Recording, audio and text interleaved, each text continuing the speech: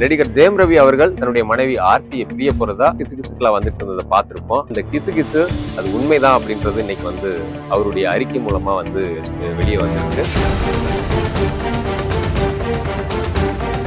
நெருப்பு இல்லாம புகையாதுன்னு சொல்லுவாங்க இல்லையா, அப்படிதான் இந்த இவங்களுடைய ஆர்த்தி ஜெயம் ரவியினுடைய விவகாரத்தும் வந்து மெல்ல மெல்ல கிசுகிசுக்கெல்லாம் வெளியா இருக்கு. 2 பேரும் பிரிய போறாங்களா, 2 பேருக்குள்ள பிரச்சனை இருக்குதா அப்படின்றதெல்லாம் வந்து சொல்லிட்டு இருந்தாங்க. ஆர்த்தி அவர்கள் தன்னுடைய பயோல வந்து ஜெயம் ரவியோட பேரை வந்து நீக்கினாங்க. அது மட்டும் இல்ல, இன்ஸ்டாகிராம்ல ஜெயம் ரவியோட அவங்க இருக்கிற புகைப்படங்கள் எல்லாம் நீக்கியிருந்தாங்க. ஆர்த்தியினுடைய தலையீடு ஜெயம் ரவி அவர்களுக்கு பிடிக்கல, தன்னுடைய கெரியருக்கு நல்லதா இருக்காது அப்படின்ற மாதிரி அவர் ஃபீல் பண்ணதாகவும் தகவல்கள் வந்துச்சு. ஜெயம் ரவியுடைய மாமியார், அதாவது ஆர்த்தியுடைய அம்மா சுஜாதா அவர்களுடைய பேர் தான் இவங்களுடைய பிரிவுக்கு காரணம் அப்படின்றதுதான் அடிபட்டு இருக்கு. பாண்டியராஜ் வந்து ஒரு படம் பண்றதுக்காக கதை சொல்லி ஓகே பண்ணதாகவும், அந்த படத்துல வந்து ஜெயம் ரவி அவர்கள் 25 கோடி ரூபாய் வந்து ஊதியமா கேட்டதாகவும், அதுக்கு அவங்க மாமியார் என்ன சொல்லியிருக்காங்க, அவ்வளவு பிசினஸ் எல்லாம் உங்களுக்கு கிடையாது, அவ்வளவு சம்பளம் கொடுக்க முடியாதுன்ற மாதிரி சொல்லியிருக்காங்க. ஆர்த்தி அவர்களுடைய அம்மா சுஜாதா அவர்கள் சங்கர் அப்படின்னு ஒரு வளர்ப்பு மகனை வளர்க்கறதாகவும், அந்த சங்கர் தான் அந்த ப்ரொடக்ஷன் கம்பெனியை பார்த்துக்கிறதாகவும், அந்த சங்கர் சொல்றதை தான் ஜெயம் ரவி அவர்கள் கேட்கணும்னு சுஜாதா அவர்களுடைய மாமியார் சொன்னதாகவும், அதனால ஜெயம் ரவிக்கு பிடிக்காம போய் தான் இந்த விவகாரத்து வரைக்கும் வந்து சொல்றாங்க. ஜெயம் ரவி ஆர்த்தி அவர்களுடைய முடிவு அப்படிங்கிறது அவங்களுடைய தனிப்பட்ட முடிவு. அதுல நமக்கு கருத்து சொல்றதுக்கோ அறிவுரை சொல்றதுக்கோ நமக்கு எந்த ரைட்ஸும் கிடையாது. அவர் தன்னுடைய அறிக்கையிலேயே அதான் குறிப்பிட்டிருக்காரு.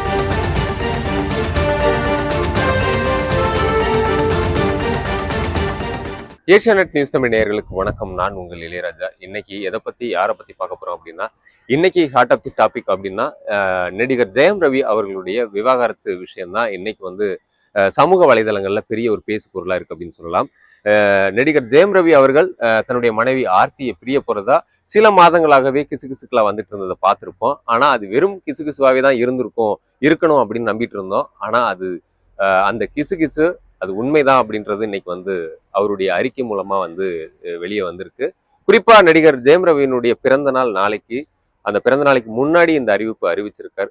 இந்த விவகாரத்துக்கு பின்னாடி என்னவெல்லாம் இருக்கு அப்படிங்கிறத டீட்டெயிலா பார்க்கலாம் வாங்க. நடிகர் ஜெயம் ரவி அவர்கள், இவர் பார்த்தோம் அப்படின்னா எடிட்டர் மோகன் அவர்களுடைய இளைய மகன். இவருடைய அண்ணன் வந்து ஜெயம் ராஜா அப்படின்னு சொல்லுவோம், மோகன் ராஜா அப்படி இவருடைய பெயர். இவங்க 2 பேருமே சேர்ந்துதான் ஆரம்ப காலங்களில் வந்து படங்கள் பண்ணாங்க. குறிப்பா வந்து ஜெயம் அப்படின்ற திரைப்படம் மூலமா தன்னுடைய தம்பியை இயக்கி இயக்குனர் ஜெயம் ராஜா வந்து இயக்குனர் அறிமுகமான படம். அது வந்து எடிட்டர் மோகன் அவர்கள் தான் தயாரிச்சிருந்தாங்க. அந்த படம் வந்து மிகப்பெரிய ஒரு வெற்றியை பெற்ற படம்.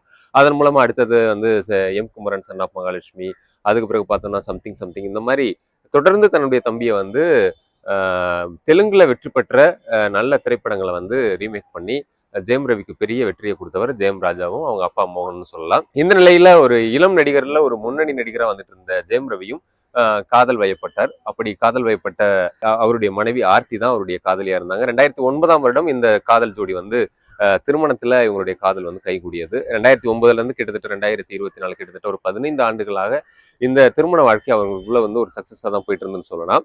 அவங்களுக்கு பார்த்தோம் அப்படின்னா 2 மகன்கள் இருந்தாங்க, ஆரவ் ஆயன் அப்படின்னு சொல்லிட்டு 2 மகன்கள்.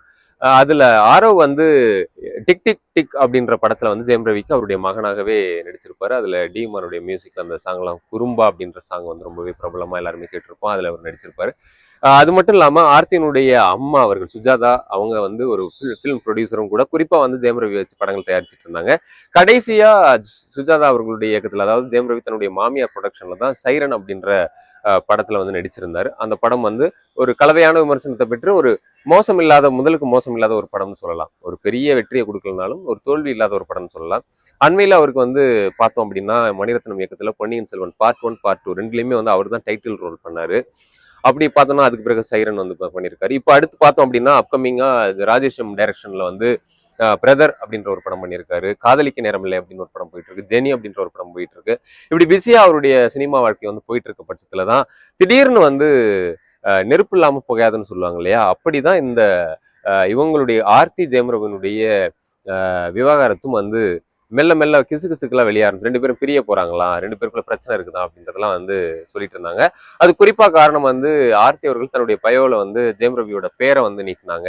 அது மட்டும் இல்ல இன்ஸ்டாகிராம்ல ஜெயம் ரவியோட அவங்க இருக்கிற புகைப்படங்கள் எல்லாம் நீக்கியிருந்தாங்க. இது எல்லாமே கிட்டத்தட்ட வந்து இவங்களுடைய விவகாரத்தை வந்து உறுதி செய்யற மாதிரி தான் இருந்துச்சு. குறிப்பா சொல்லப்போனா ஆர்த்தி அவர்கள் வந்து ஜெயம் ரவியை காதலிச்சு தான் திருமணம் பண்ணிக்கிறாங்க. ஆனா இதுக்கு என்ன, இவங்க ரெண்டு பேரும் பிரியிற அளவுக்கு என்ன பிரச்சனை அப்படின்னு பார்த்தா, சில பத்திரிகையாளர், அதாவது சினிமா பத்திரிகையாளர்களே வந்து அந்த முதல்ல அது நம்ம காசிப்னு பார்த்தோம் இல்லையா, அப்ப சில விஷயங்கள் வந்து அப்படியே வெளியில வந்து சொல்ல ஆரம்பிச்சாங்க. அது என்ன அப்படின்னா, சுஜாதா அவர்கள், அதாவது ஜெயம் ரவியோட மாமியார் தான் அவங்களுடைய அவருடைய படங்களை வந்து தயாரிச்சுட்டு இருக்காங்க. அதுல சில படங்கள் வந்து சரியா போகல, சைரன் கூட வந்து எதிர்பார்த்த அளவுக்கு போகல அப்படின்றது இருக்கு. ஆர்த்தி அவர்கள் வந்து கணவருக்காக கதை கேட்கறது, ஸ்டோரி டிஸ்கஷன்ல போய் கலந்துக்கிறது, இப்படி அவங்க வந்து இன்ஃபுளுன்ஸ் பண்ண ஆரம்பிச்சாங்க. ஆர்த்தியினுடைய தலையீடு ஜெயம் ரவி அவர்களுக்கு பிடிக்கல. அது வந்து தனக்கு வந்து தன்னுடைய கெரியருக்கு நல்லதா இருக்காது அப்படின்ற மாதிரி அவர் ஃபீல் பண்ணதாகவும் தகவல்கள் வந்துச்சு. அது மட்டும் இல்லாம இன்னொரு பத்திரிகையாளர் என்ன சொன்னார் அப்படின்னா, ஜெயம் ரவி அவருடைய மாமியார் வந்து அடுத்து ஒரு படம் வந்து ஜெயம் ரவி வச்சு தயாரிக்க இருந்ததாகவும், அதை வந்து இயக்குனர் பாண்டிராஜ், அதாவது பசங்க படம் எடுத்தார் இல்லையா, பசங்க, கடைசி கடைக்குட்டி சிங்கம், எதற்கும் துணிந்தவன், இந்த படங்களை எடுத்த பாண்டிராஜ் வந்து ஒரு படம் பண்றதுக்காக கதை சொல்லி ஓகே பண்ணதாகவும், அந்த படத்துல வந்து ஜெயம் ரவி அவர்கள் 25 கோடி ரூபாய் வந்து ஊதியமா கேட்டதாகவும், அதுக்கு அவங்க மாமியார் என்ன சொல்லியிருக்காங்க, இல்ல அது வந்து அவ்வளோ பிசினஸ் எல்லாம் உங்களுக்கு கிடையாது, அவ்வளவு சம்பளம் கொடுக்க முடியாதுன்ற மாதிரி சொல்லியிருக்காங்க.